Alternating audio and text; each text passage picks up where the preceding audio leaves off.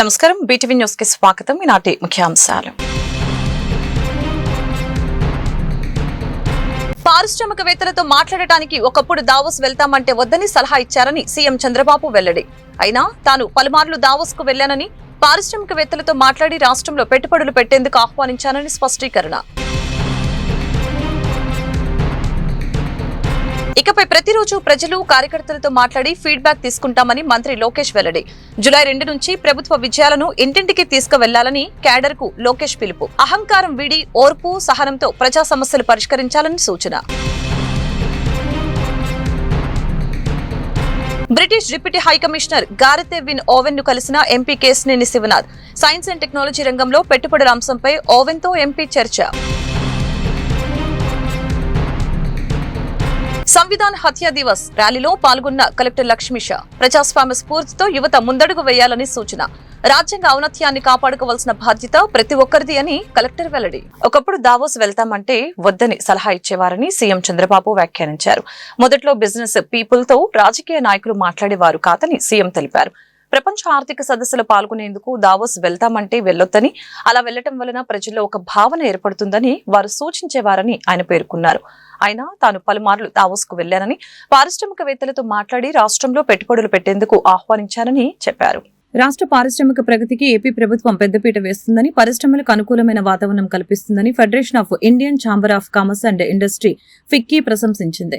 విజయవాడలో ఈ రోజు జరిగిన ఫిక్కీ జాతీయ కార్యవర్గ సమావేశంలో ఈ మేరకు ప్రతినిధులు తమ అభిప్రాయాలను వ్యక్తపరిచారు.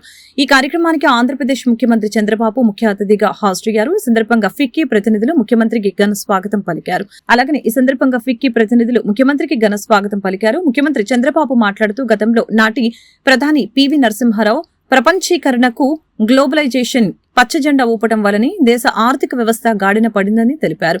పివి నరసింహారావు ఆ నిర్ణయం కొన్ని తప్పనిసరి పరిస్థితుల్లో తీసుకున్నారని కొందరు చెబుతున్నప్పటికీ ఆ చర్య దేశానికి ఎంతో మేలు చేసిందని చంద్రబాబు వ్యాఖ్యానించారు. ప్రస్తుతం సాంకేతిక పరిజ్ఞానం శరవేగంగా అభివృద్ధి చెందుతుందని, మనమిప్పుడు క్వాంటమ్ కంప్యూటర్ వంటి ఆధునిక సాంకేతికతల గురించి మాట్లాడుకుంటున్నామని ఆయన తెలిపారు. 100 ఏళ్లకు పైగా చరిత్ర కలిగిన ఫిక్కీ వంటి సంస్థలు దేశ పారిశ్రామిక ప్రగతిలో కీలక పాత్ర పోషిస్తున్నాయని ఈ సందర్భంగా గుర్తు చేశారు. All these things again it is going to link with the central computer. Tomorrow IoTs. Nowadays IoTs are becoming very common, and also wearables are coming for health. Everybody is eating by seeing glucose. Everybody is sleeping by seeing your sleep rate, even half an hour extra like that. Even tomorrow hospital expenditure will be reduced. Now all hospitals have become 5-star hotels. If you see treatment cost versus to hospital stay cost, it has become a big 5-star hotel. Tomorrow why should you go to hospital? If you are sick you can go. That too curative you have to go. Not real-time monitoring also. We are working in a big way with Bill Gates. He is willing to work with me because of my past experience.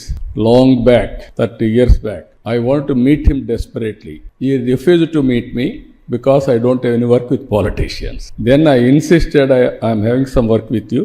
I want to meet you. Then finally he gave me 10 minutes. I spent with him 40 minutes. Then I explained everything. The strength of India. At that time I used to say with passionate. Indians are very strong in mathematics. British people has taken our Kohinoor diamond also, that is from this place only. It has gone to Hyderabad Nizam. From Nizam it has gone to London. రాష్ట్రంలో నూతనంగా కొలువుతీరిన కూటమి ప్రభుత్వ విజయాలను July 2వ తేదీ నుంచి ప్రతి ఇంటికి చేరవేయాలని మంత్రి నారా లోకేష్ పార్టీ శ్రేణులకు పిలుపునిచ్చారు. మచిలీపట్నంలో నిర్వహించిన ఉత్తమ కార్యకర్తల సమావేశంలో ఆయన పాల్గొన్నారు. పార్టీ కోసం అహర్నిశలు శ్రమించిన ఏ ఒక్క కార్యకర్తను విస్మరించేది లేదని, వారి సేవలను తప్పనిసరిగా గుర్తిస్తామని ఈ సందర్భంగా లోకేష్ హామీ ఇచ్చారు. ఇకపై పార్టీ అధినేత చంద్రబాబు తాను ప్రతిరోజు 5 ప్రజలు 5 కార్యకర్తలతో నేరుగా మాట్లాడి ప్రభుత్వ కార్యక్రమాల అమలు తీరు, పార్టీ అంతర్గత సమస్యలపై ఫీడ్బ్యాక్ తీసుకుంటామని లోకేష్ తెలిపారు. తల్లిని అన్నేసలు గౌరవించాలనేది మన ప్రభుత్వం నిర్ణయం తీసుకుంది. ఆ విధానాన్ని కేవలం మాటల్లో కాదు, డబ్బులు ఇస్తాం తల్లి. సమాజంలో మార్పు రావాలి. సమాజం ఎప్పుడు బాగుపడుతుందంటే ఆ సమాజంలో మహిళల గౌరవం పెరిగినప్పుడు. చట్టాలతో కాదు, డబ్బులతో కాదు, అది మన ఇంట్లో మొదలవ్వాలి. అది నేను బలంగా నమ్ముతాను. చంద్రబాబు నాయుడు గారి నాయకత్వం, చంద్రబాబు నాయుడు గారి నాయకత్వం. జోహార్ అన్న India.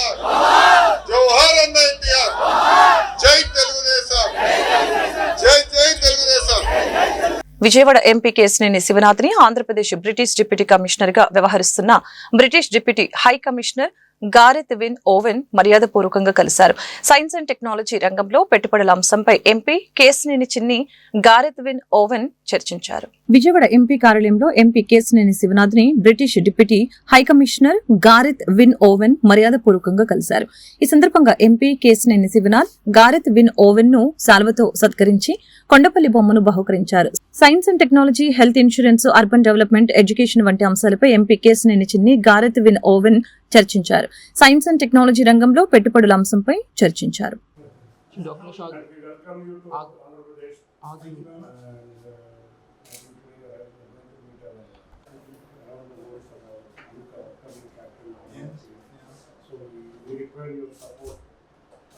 Well, that's one of the reasons we're here. We have a colleague from the presents a group of UK companies who focus on infrastructure and building new cities. So hopefully we will be seeing the flagship project. Actually, విశిష్ట రాజ్యాంగంతో బలమైన ప్రజాస్వామ్య వ్యవస్థతో భారత్కి విశ్వ గురువుగా ఎదిగే సత్తా ఉందని, ఇందుకు ప్రతి ఒక్కరూ ముఖ్యంగా యువత మద్దతుతో ముందడుగు వేయాలని జిల్లా కలెక్టర్ లక్ష్మీషా పిలుపునిచ్చారు.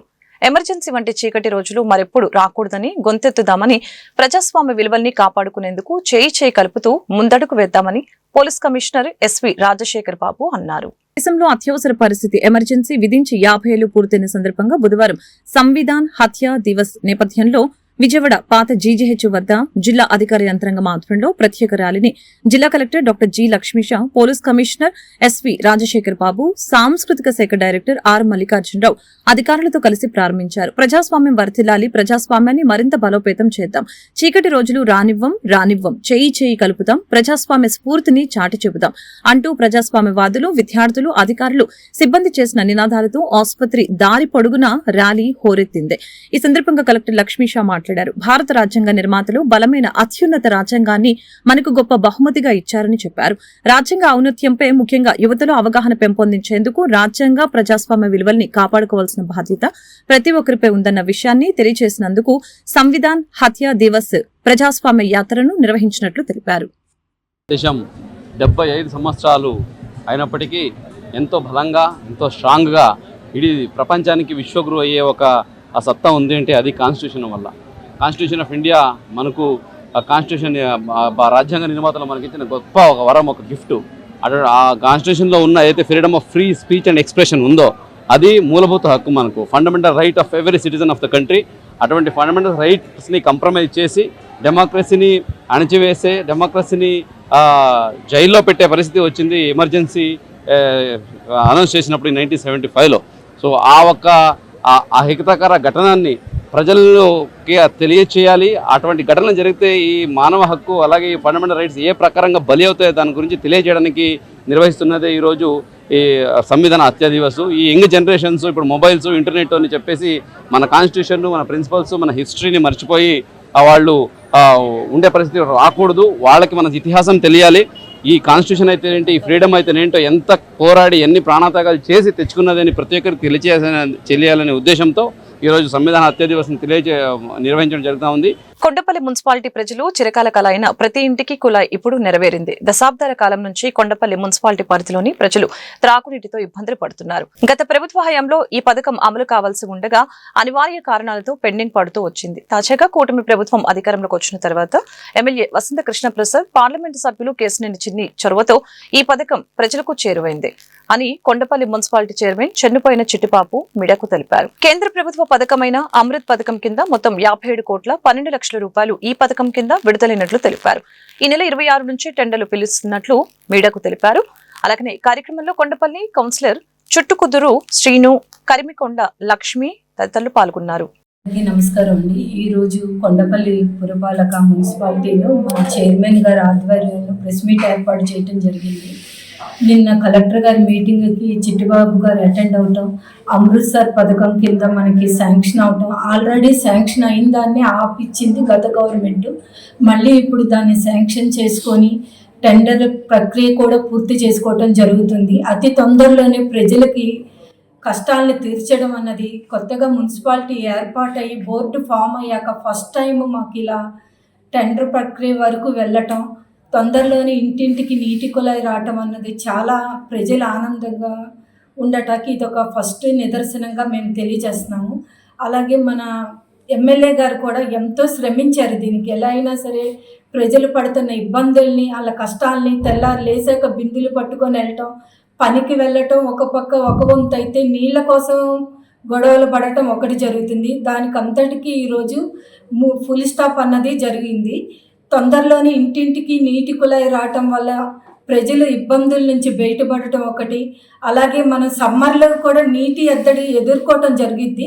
దానివల్ల కూడా అలా నీటి ఎద్దడి అన్నది లేకుండా స్టోరేజ్ ముందుగానే చేసుకోవటం వల్ల సమ్మర్ని కూడా మనం ఎదుర్కోవచ్చు అనేసి ఈరోజు తెలియజేస్తున్నాం. ఎంపీ గారు, ఎమ్మెల్యే గారు ప్రతి నిమిషం కూడా ప్రజల కోసం వాళ్ళ ఇబ్బందుల్ని, ముందు వాళ్ళకి ఇబ్బంది అంటూ ఏది ఉందో దాని మీదే దృష్టి పెట్టండి, దాని మీదే మీరు ముందుగా ప్రయత్నం చేయండి, ప్రజల్లోనే నిరంతరం ఉండండి అనేసి మనకి ఇది ఫాస్ట్గా చేయటం అన్నది చాలా మంచి జరిగింది. ప్రజలకి అతి తొందరలోనే ఇంటింటికి నీటి కుళాయి అయితే వచ్చిద్దని తెలియజేస్తున్నాం.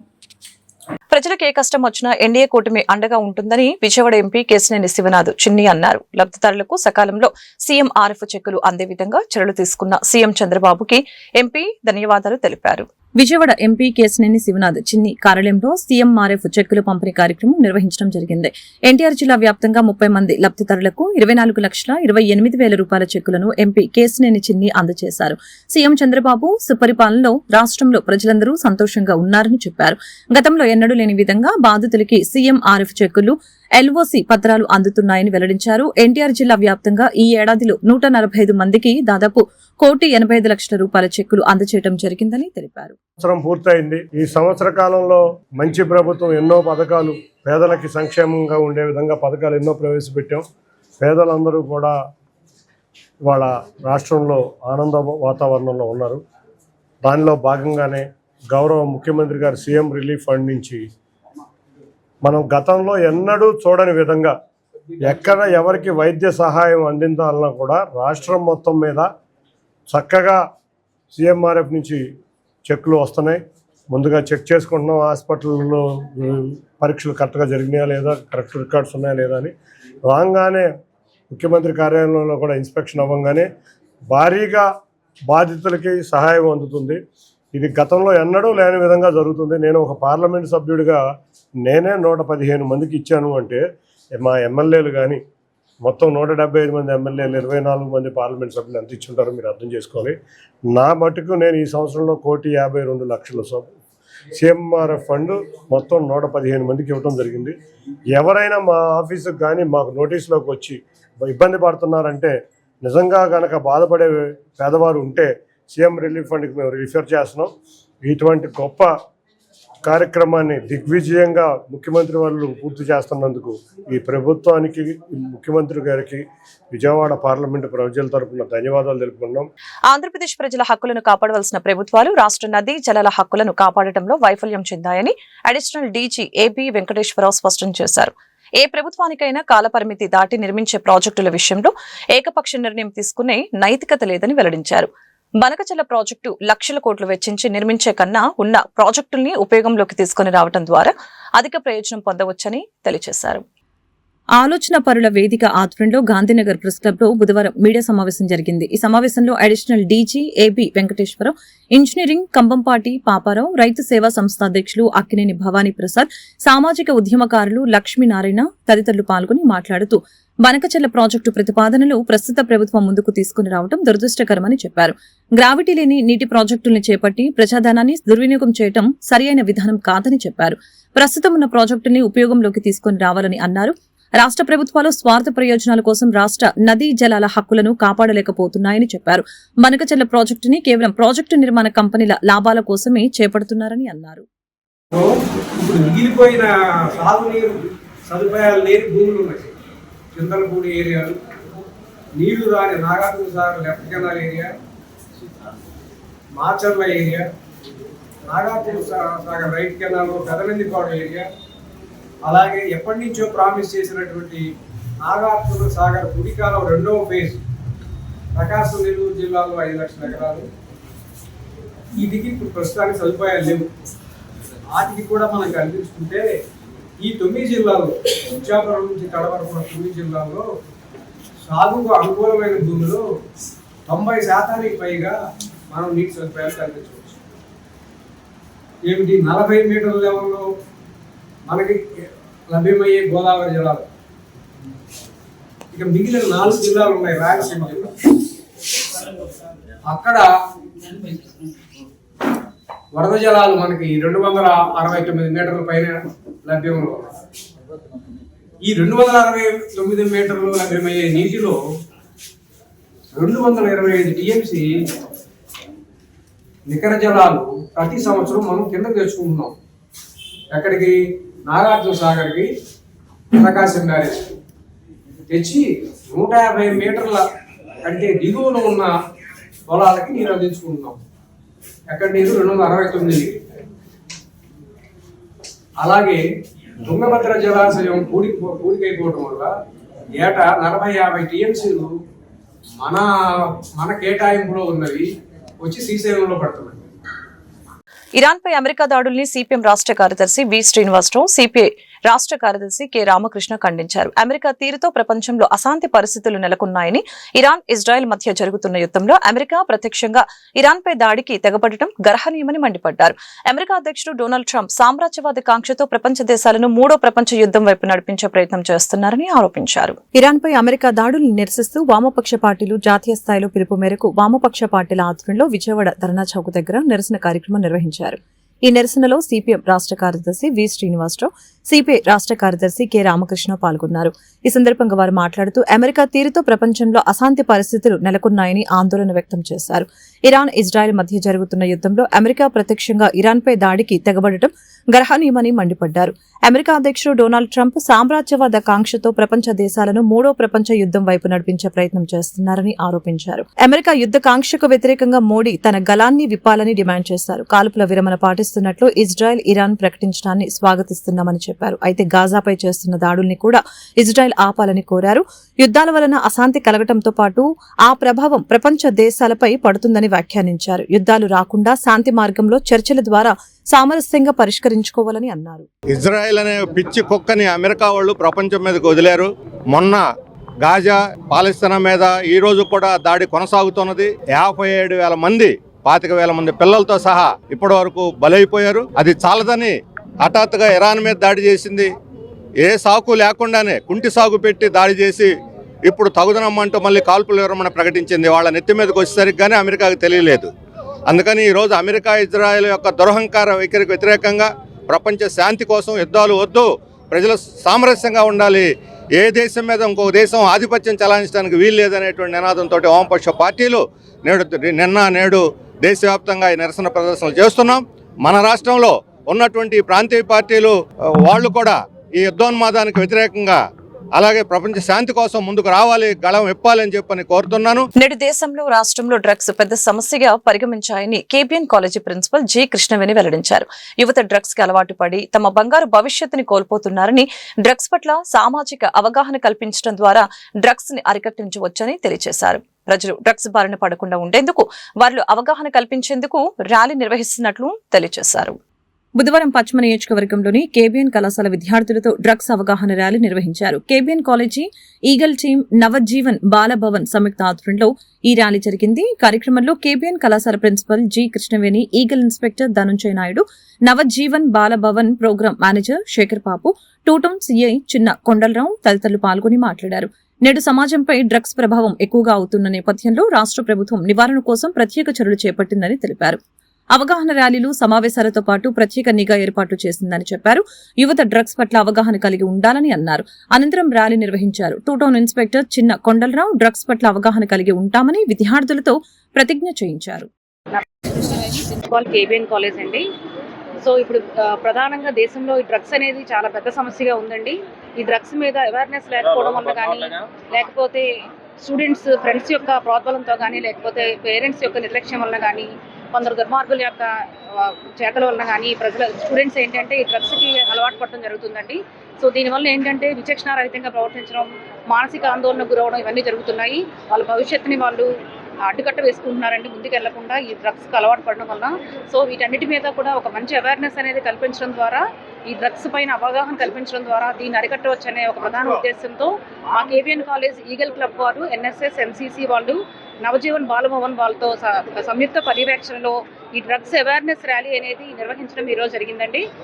ఇప్పుడు ఈ ర్యాలీలో ఏంటంటే ఈ చిట్టినగర్ నుంచి ఇదంతా కూడా ఒక ర్యాలీకి లాగా జరిపి ప్రజల్లో ఒక అవగాహన, అంటే డ్రగ్స్ని ఎలా అరికట్టాలి, డ్రగ్స్ బారిన పడకుండా స్టూడెంట్ని మనం ఎలా అవగాహన కల్పించాలి, ఇవన్నీ కూడా ఒక అవేర్నెస్ లాగా నిర్వహించడం జరుగుతుందండి ఈ ర్యాలీ వలన. సో ఈ ర్యాలీని ఉపయోగించుకొని స్టూడెంట్స్ అందరూ, యువత అందరూ కూడా డ్రగ్స్కి దూరంగా ఉండి వాళ్ళ భవిష్యత్తుకి ఒక మంచి పునాది వేసుకోవాలని నేను భావిస్తున్నానండి. Thank you. Congress party Vijayawada నగర జిల్లా స్థాయి విస్తృత సమీక్ష సమావేశం ఈ నెల 26వ తేదీన గాంధీనగర్లోని శ్రీరామ ఫంక్షన్ హాల్లో జరుగుతుందని నగర కాంగ్రెస్ పార్టీ అధ్యక్షులు నరహరిశెట్టి నరసింహారావు తెలిపారు. ఆంధ్రరత్న భవన్లో నిర్వహించిన విలేకరుల సమావేశంలో నరహరిశెట్టి నరసింహారావు మాట్లాడారు.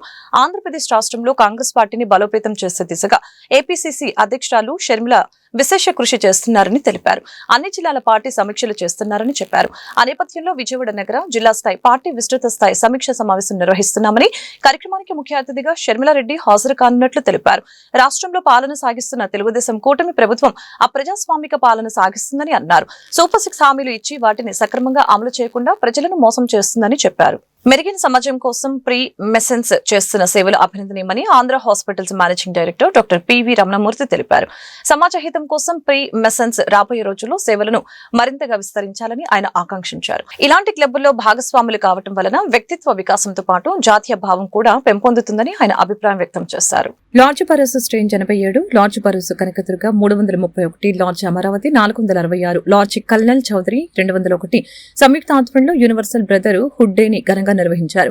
పూర్ణనందంపేటలోని ఫ్రీ మెసన్స్ హాల్లో ఆహ్లాదభరిత వాతావరణంలో జరిగిన కార్యక్రమంలో Andhra hospitals managing director doctor PV Ramanamurthy ముఖ్య అతిథిగా పాల్గొన్నారు. మెరుగైన సమాజ స్థాపన కోసం పనిచేస్తున్న ఇలాంటి సంస్థలతో కలిసి పనిచేయడం వలన సంపూర్ణ వ్యక్తిత్వ వికాసం సాధ్యమవుతుందని సందర్భంగా తెలిపారు. అదేవిధంగా జాతీయ భావం పెంపొందుతుందని ఆయన పేర్కొన్నారు. ఇదే సేవా స్ఫూర్తిని కొనసాగించాలని ఫ్రీ మేసన్స్ కి సూచించడం జరిగింది. సమాజంలో అన్నార్తులు, అభాగ్యుల్ని ఆదరించి సేవ చేయడం కన్నా మహత్తర భాగ్యం మరొకటి లేదని, ఇదే పరంపరను కొనసాగించాలని ఆయన సూచించారు. సభకు అధ్యక్షత వహించిన అధ్యక్షుడు వర్చువల్ మాస్టర్ లింగంపిల్లి రామకృష్ణ మాట్లాడారు. యూనివర్సల్ బ్రదర్ హుడ్ డేని పురస్కరించుకుని మాదక ద్రవ్యాలకు వ్యతిరేకంగా అనేక అవగాహన కార్యక్రమాలను నిర్వహించామని చెప్పారు. ప్రకృతి వైపరీత్యాలు సంభవించిన సమయంలో బాధితుల్ని ఆదుకోవడంలో తమ క్లబ్ ముందుంటుందని వివరించారు. విజయవాడ ఫ్రీ ప్యాసెంజరీ తరఫున ఈరోజు యూనివర్సల్ బ్రదర్హుడ్ డే సెలబ్రేషన్స్ ఇక్కడ ఈరోజు జరగడం జరిగింది. మరి ఒక 1 వీక్గా భారతదేశం అంతటా మరి ప్రపంచవ్యాప్తంగా యూనివర్సల్ బ్రదర్హుడ్ డే సందర్భంగా సే నో టు డ్రగ్స్ అనే ఒక కాన్సెప్ట్ మీద గత 2 సంవత్సరాల నుంచి కూడా మేము ఒక వాకథాన్ అనేది నిర్వహిస్తున్నాం. ఇవాళ చాలామంది పిల్లలు కాలేజీ వయసు నుంచే పెడదారిని పట్టి మాదక ద్రవ్యాలకు అలవాటు పడి తన జీవితాలు పాడు చేసుకుంటమే కాకుండా తన కుటుంబ జీవితాలు కూడా అందరినీ ఇబ్బంది పడుతూ బాధపడుతున్నారు. మరి అటువంటి పిల్లల్లో, చదువుకునే పిల్లల్లో కూడా అవేర్నెస్ లేకుండా అయిపోయింది. కాబట్టి ఈ డ్రగ్స్ మీద అవగాహన కల్పించే విధంగా మా regional grand lodge of southern India పిలుపు మేరకు సే నో టు డ్రగ్స్ అనేటువంటి ఒక స్లోగన్ని ప్రజల్లోకి తీసుకెళ్తూ ఆ స్లమ్స్లో అవేర్నెస్ కార్యక్రమాలు కూడా మేము నిర్వహించాం. ఈ ఫ్రీ ప్యాసెంజరీ తరఫున ప్రజల్లో ఎవరైతే అట్టడుగు భాగా నుండి ఈ ప్రమాదాలు, వరదలు, ఇలాంటి తుఫాన్ల వల్ల ఇబ్బంది పడే సందర్భాల్లో మా ఫ్రీ ప్యాసెంజరీ ముందుండి మా వంతు చేయూతని ఆ స్థానిక ప్రజలకి మేము చేస్తూ ఉన్నాం. కరోనా సమయంలో కూడా వలస కార్మికులందరికీ చెప్పులు, ఆహార పొట్లాలు, అలాగే వాళ్ళకి అవసరమైనటువంటి నిత్యావసరాలు చాలామందికి ఇవ్వటం జరిగింది. అలాగే ఇక్కడున్న అనాథ శరణాలయాల్లో అవ్వచ్చు, Vijaya Mary integrated school of blind children వాళ్ళ ఆర్గనైజేషన్స్ కూడా ఈ సంస్థ నుంచి ప్రతి ఏటా వాళ్ళకి వస్తువులు కానీ వాళ్ళకి కావాల్సినటువంటి నిత్యావసర సరుకులు కానీ ఇవ్వడం జరుగుతుంది. అలాగే ఈరోజు ఈ కార్యక్రమం చాలా చక్కగా జరిగింది. మాకు ముఖ్య అతిథిగా ఆంధ్ర హాస్పిటల్స్ అధినేత డాక్టర్ రామమూర్తి గారు రావడం మాకు చాలా సంతోషంగా ఉంది. అలాగే గౌరవ అతిథిగా ప్రముఖ పారిశ్రామికవేత్త, AP MSME industries chairman Bayana Venkatarao గారు కూడా ఈరోజు గౌరవ అతిథిగా ఇచ్చేశారు. మరి సమాజానికి ఎంతో సేవ చేస్తున్నటువంటి రావణమూర్తి గారు కానీ వెంకటరావు కానీ మరి బ్రదర్హుడ్ డే రోజున ఇక్కడ రావడం కూడా మేమంతా సంతోషంగా భావిస్తున్నాం. వార్తలు ముగించే ముందు ముఖ్యాంశాలు మరొకసారి. పారిశ్రామికవేత్తలతో మాట్లాడటానికి ఒకప్పుడు దావోస్ వెళ్తామంటే వద్దని సలహా ఇచ్చారని సీఎం చంద్రబాబు వెల్లడి. అయినా తాను పలుమార్లు దావోస్ కు వెళ్లానని, పారిశ్రామికవేత్తలతో మాట్లాడి రాష్ట్రంలో పెట్టుబడులు పెట్టేందుకు ఆహ్వానించానని స్పష్టీకరణ. ఇకపై ప్రతిరోజు ప్రజలు కార్యకర్తలతో మాట్లాడి ఫీడ్బ్యాక్ తీసుకుంటామని మంత్రి లోకేష్ వెల్లడి. జూలై 2 నుంచి ప్రభుత్వ విజయాలను ఇంటింటికి తీసుకువెళ్లాలని క్యాడర్ కు లోకేష్ పిలుపు. అహంకారం వీడి ఓర్పు సహనంతో ప్రజా సమస్యలు పరిష్కరించాలని సూచన. British deputy high commissioner Gareth Wynn Owen ను కలిసిన MP Kesineni Sivanath. Science and technology రంగంలో పెట్టుబడుల అంశంపై ఓవెన్ తో ఎంపీ చర్చ. సంవిధాన్ హత్య దివస్ ర్యాలీలో పాల్గొన్న కలెక్టర్ లక్ష్మీష. ప్రజాస్వామ్య స్ఫూర్తితో యువత ముందడుగు వేయాలని సూచన. రాజ్యాంగ ఔన్నత్యాన్ని కాపాడుకోవాల్సిన బాధ్యత ప్రతి ఒక్కరిది అని కలెక్టర్ వెల్లడి. ఈ వార్తలు ఇంతటితో సమాప్తం. మరొక బులెటిన్ మళ్ళీ కలుద్దాం. నమస్కారం.